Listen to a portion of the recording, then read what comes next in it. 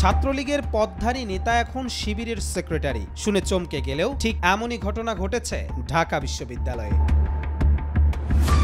ঢাকা বিশ্ববিদ্যালয়ে ইসলামী ছাত্র শিবিরের বর্তমান সেক্রেটারি এস.এম. ফরহাদ ছিলেন ঢাবি ছাত্রলীগের সমাজ কল্যাণ শাখার যুগ্ম সাধারণ সম্পাদক। ছাত্রলীগের সঙ্গে সংশ্লিষ্টতা থাকায় ঢাবি শিবিরের সেক্রেটারি ফরহাদের পরিচয় ফাঁস, এখন টক অব দ্য টাউন।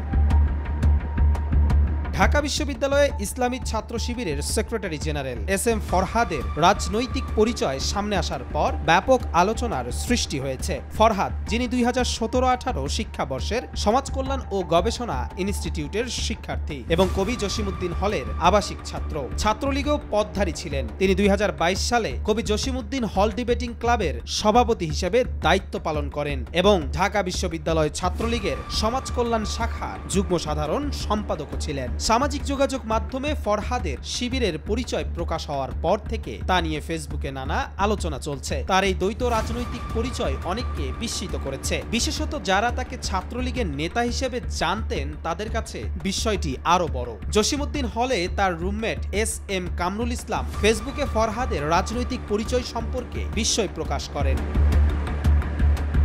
শিবিরের ঢাকা বিশ্ববিদ্যালয় শাখার সভাপতি সাদিক কায়েম জানিয়েছেন, সংগঠনের নেতারা সাংগঠনিক সিদ্ধান্ত অনুযায়ী প্রকাশ্যে আসছেন। তার দাবি, ফ্যাসিবাদী শাসনের কারণে দীর্ঘদিন আন্ডারগ্রাউন্ড পলিটিক্স করতে বাধ্য হলেও এখন তারা খোলামেলা রাজনীতির চর্চা করতে চান।